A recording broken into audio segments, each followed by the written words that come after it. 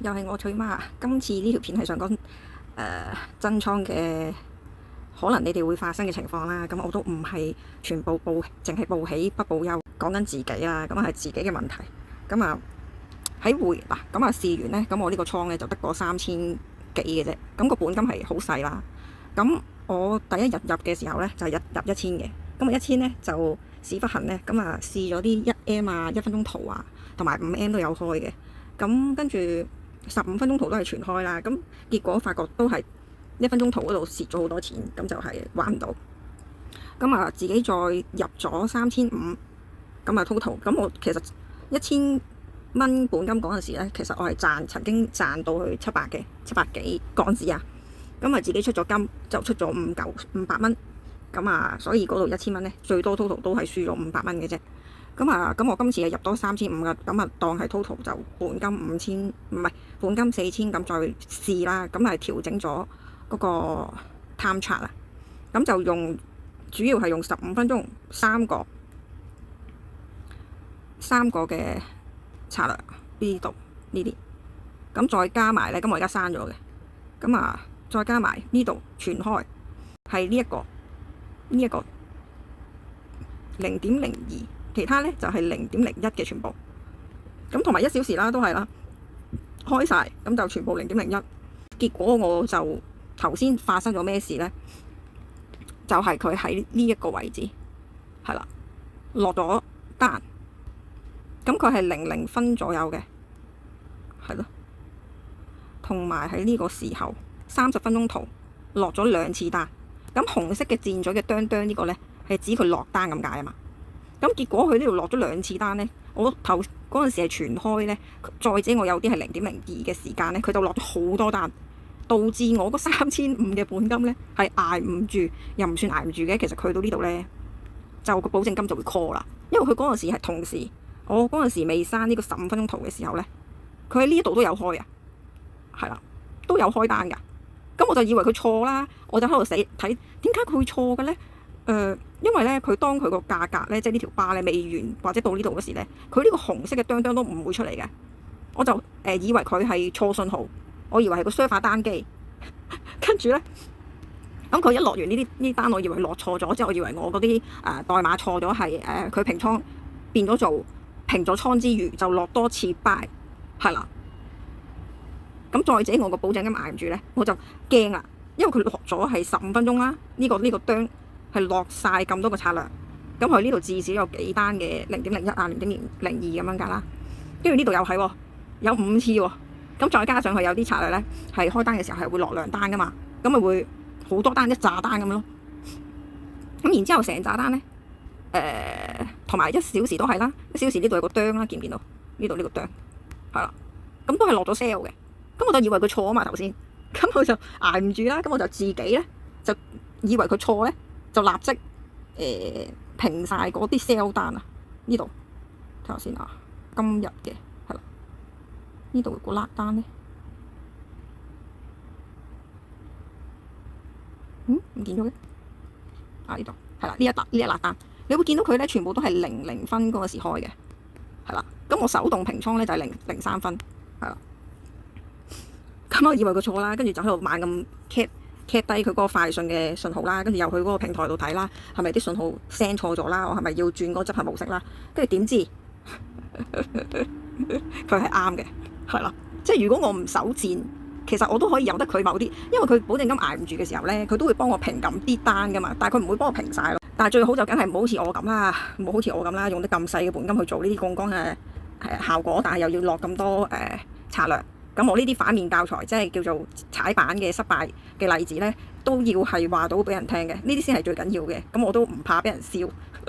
咁我主要係想提醒翻一啲報咗個系統嘅人，就唔好好似我咁有啲咁樣嘅經歷啦。因為我都好後悔嘅係嗱，你會見到呢，呢紮單就係我頭先所講嗰啲情況單啦，係啦，30分鐘啊，1小時啊。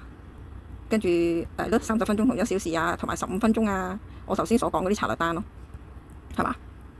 咁佢曾經咧，其實佢係飆到上去呢度呢個最高位置咧係18嚟嘅。其實佢都已經幫我係平叫做爆咗呢兩個倉嘅啦，即係呢啲0.2分係佢自己停嘅。咁佢停完嘅咧，未爆嘅呢一啲咧，其實係可以繼續溫落去，就唔會爆到倉嘅。基本上，因為最高已經係呢一個位置啊嘛。我唔知咁樣講明唔明？佢爆咗呢度呢啲幫我平咗之後咧，係啦，即係0.2分嘅呢一紮，佢自己幫我即係個保證金唔夠啊，太多單啊嘛，同時咁佢就自己幫我出倉嘅。咁但係呢一啲咧，上面呢啲咧就係我自己平嘅，但係其實佢嗰陣時已經係回落到翻去4410呢度，係啦。基本上咧，如果我唔守戰嘅話咧，呢度後面呢一辣單咧，其實係賺到呢一刻，係啦。我唔使睇住，我唔睇住佢嘅話咧，其實都係呢一度咁多嘅單係絕對會 cover 到頭先呢度爆咗嘅倉嘅呢一啲單嘅，係啦。呢度幾多單啊？1、2、3、4、5、6、7單咯，係啦。跟住呢一度咧，後面呢一紮咧，睇下先啊，1、2、3、4、5、6、7、8、9、10、11、12，係咯，12單就唔會有問題嘅。度咧，原來呢度落咗單，我就要去錯，跟住咧佢就回踩叫回調，上到去呢度20，跟住先至爆落到去哚呢個位，呢個哚佢先至會係平倉平喺撳盡嘅位置。係啦，咁呢樣嘢就係我所講嘅，佢係會回調。咁如果我哋人手咧，即係我要去錯咯。但係其實咧，只要啦，我個本金夠大嘅話咧，即係起碼至少多少少啦。你話1萬蚊本金嘅話，其實係唔會有我頭先嗰個恐慌情緒嘅，應該就係啦，亦都唔會有呢啲爆咗出嚟嘅，即係叫做佢保證金唔夠 cover，就自己平倉呢啲強制平倉，係啦，就唔會 call 呢啲咯。就唔會有問題嘅，因為我嘅本金足夠俾佢去到即係回踩嘅呢一段啊嘛。佢呢度回踩就成20點嘅，其實係啊，唔夠保證金咁佢就出咗呢單啦，係啦。跟住呢啲咧就我自己手賤啊，我以為佢錯0.3分呢啲咧，呢一紮我自己手動平倉嘅，全部平。咁就反面教材啦。咁希望大家就吸取我呢個教訓。咁而家可以回顧翻呢，佢結果係會幫我哋停咗喺呢個位置，係啦，即係呢一度回踩完，佢就停咗喺度噶啦。如果我唔守多嘅話 ，OK， 係啦，跟住呢度一樣都係咁，係啦，呢度都係呢度落咗2次嘅 sell 單，係啦。咁第一次嘅呢一支 K 線嘅呢，就落咗3個，咁就佢就幫我平咗喺呢度嘅。跟住呢，佢又喺度呢個位置再落多3，即係1個。咁樣嘅加單，咁呢個加單呢係 sell 到呢一度，佢先會幫我哋平嘅，係啦，冇錯啦。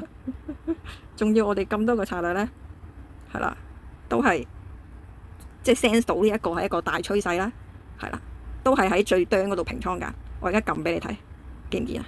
咁呢兩個呢係差唔多一樣嘅邏輯嚟㗎嘛。咁佢落咗呢度再平喺呢度㗎，OK， 係啦，呢度又係都係端嘅，跟住呢個都係。呢個 W 啦 ，W 咧就落呢度，就平呢度，係咪啊？跟住呢個又係，呢個又係，係啦。唉，其實我呢度都唔係話唔夠嘅，總之我頭先唔守多咧，呢啲都唔會出事嘅。其實佢都會喺呢度咧幫我哋自動平嘅，所以就係啦，唔好手動干預。最緊要你係相信佢，係啦，相信佢，同埋你要有足夠嘅本金去支撐你咁多個策略同時 run。係啦，因為有啲策略咧係佢一開單係會開2張嘅，開2係啦，即係有時佢嗰個條件啊，譬如呢一個可能會開2次，呢個可能開2次咁樣㗎，係啦，你會見到佢一個箭嘴咧會開咗2次單嘅咁樣咯，係啦，咁呢條片就警醒啦，就唔好好似我咁去用一個咁細嘅本金去開咁多策略啦，係咁係啦，但啦，如果你話要開到好似我頭先所講嘅，譬如我15分鐘就開3個，跟住我30分鐘就開咗全部開晒嘅，頭先係啦，跟住1小時咧亦都係全部開晒，淨係5W 咧係0.02，係啦，其實都足夠嘅。如果我本金足夠嘅話，係啦，絕對係賺嘅，都係今日經驗嚟嘅。咁我哋下條片再見啦，拜拜。